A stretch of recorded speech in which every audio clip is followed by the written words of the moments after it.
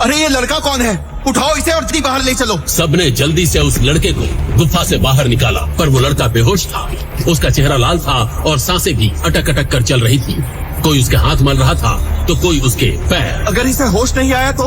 नहीं आया तो समझ जाएंगे कि गुफा के श्राप ने एक और मासूम को निगल लिया। पता नहीं कब ब्रह्मपुरी के लोगों को इस श्राप से मुक्ति मिलेगी। न जाने कब तक हम ऐसे ही अपने मासूम बच्चों की बलि देते रहेंगे। सब आपस में बातें कर ही रहे थे कि तभी उस लड़के के शरीर में हल्की हलचल शुरू हो गई।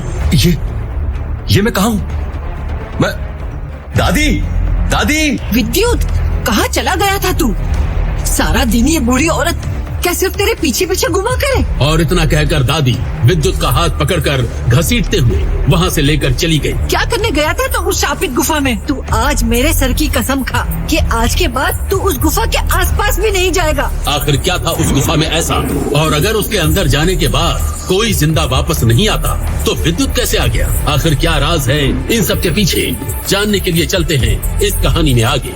अरे देखो, अब घोड़ों की रेस में गधे भी दौड़ने आए हैं। अंदर किसने आने दिया इसे? इसके पास तो कपड़े भी नहीं हैं। यहाँ हमारे बीच आकर इसने हमारा ही अपमान किया है। बहुत बोल लिया आपने राजकुमारी। मेरे पास आप जैसे अच्छे कपड़े भले ही ना हो, पर हौसला और इस मुकाबले को जीतने का जज्बा पूरा है। बस अब अपना ये प्रवचन उस गुफा में जाकर देना। वो रहा दरवाजा। जिन पैरों से आए थे उनसे ही वापस हो जाओ, इससे पहले कि मेरा दिमाग खराब हो। क्या राज घरानों में इतने भी संस्कार नहीं दिए जाते कि तमीज से बात कैसे करते हैं? तभी ऐश्वर्या की आंखों में साफ नजर आ रहा था कि वो कितने गुस्से में। मैं राजकुमारी ऐश्वर्या आज ये ऐलान करती हूँ कि मैं खुद तुम्हें इस मुकाबले में हराऊंगी। और अगर मैं ऐसा नहीं कर पाई तो मैं अपनी शक्तियाँ, अपना राज्य, सब कुछ छोड़कर ब्रह्मपुरी से हमेशा के लिए चली जाऊंगी। ऐश्वर्या के इस ऐलान ने हर किसी को हिलाकर रख दिया था, क्योंकि ऐश्वर्या कोई मामूली हस्ती नहीं थी। वो युद्ध कला में निपुण और बेहद सुंदर और सबसे ताकतवर थी। उसकी तरफ देखने भर के लिए भी लोगों को लाइन लगानी पड़ती थी। दरअसल ये जिस मुकाबले की बात हो रही है वो मुकाबला अपनी शक्ति को परखने के लिए ब्रह्मपुरी राज्य की सबसे बड़ी होने वाली प्रतियोगिता थी, जहां जीतने वाला योद्धा बनता था राज्य का रक्षक, और उसे उपहार में मिलता था अपने पूर्वजों की रहस्यमयी गुफा में जाने का मौका और कई अलौकिक शक्तियाँ। अब गुफाओं से विद्युत का नाता तो बहुत पुराना है, लेकिन अब जिस गुफा की बात यहाँ हो रही है वो कोई आम गुफा नहीं, बल्कि एक ऐसी गुफा थी जहाँ जाने का सपना ब्रह्मपुरी का हर योद्धा देखता है। अब आगे विद्युत गुफा में जा पाएगा या नहीं ये तो वक्त ही बताएगा। राजकुमारी गुस्से में वहाँ से चली गई। थोड़ी देर बाद वो युद्ध स्थल से बाहर आया और बाजार से गुजर रहा था, तब अचानक उसने वो देखा जो आम इंसान कभी नहीं देख सकता था। अरे देखो, आसमान से सूरज नीचे आ रहा है। लेकिन विद्युत अनजान था कि उस रोशनी के पीछे छुपा है उसका असली भाग्य और एक ऐसी जंग जो उसकी दुनिया बदल कर रख देगी। उसने किसी की परवाह नहीं की और बेचैनी में वो किले की ऊंची मीनार पर चढ़ गया और मशाल आग के कुंड में डाल दी। ये देखकर राज्य का रक्षक ऋत्विक वेदा हवा में उड़ते हुए वहां पहुंचा और तभी आसमान में दिखा वो जलता हुआ सूरज जैसा गोला, जो असल में था राज्य का सबसे बूढ़ा और शक्तिशाली योद्धा सिल्वर थामा। ऋत्विक वेदा तुरंत हवा में उड़कर उस जलते गोले को रोकने पहुंचा, जिससे दोनों वीर आमने सामने आ गए। एक रहस्यमयी योद्धा मुझसे मेरा अग्नि ग्रंथ छीनना चाहती थी, पर मैं ये ग्रंथ इसके सच्चे वारिस को ही दूंगा। यही वजह है कि हम दोनों के बीच युद्ध छिड़ गया। तभी अचानक थामा का पीछा करती रहस्यमय योद्धा ने उस पर तीर से वार कर दिया और ग्रंथ थामा के हाथ से फिसलकर नीचे गिर गया और भीड़ में अफरा तफरी मच गई।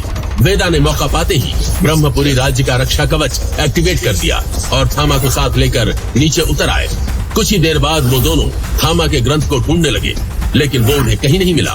इस पर थामा बोला, चिंता मत करो वेदा, अगर कोई आम इंसान इस ग्रंथ को छुएगा तो मुझे तुरंत पता चल जाएगा। इतना कहकर थामा हवा में एक ऊंची छलांग लगाकर आसमान में गायब हो गया।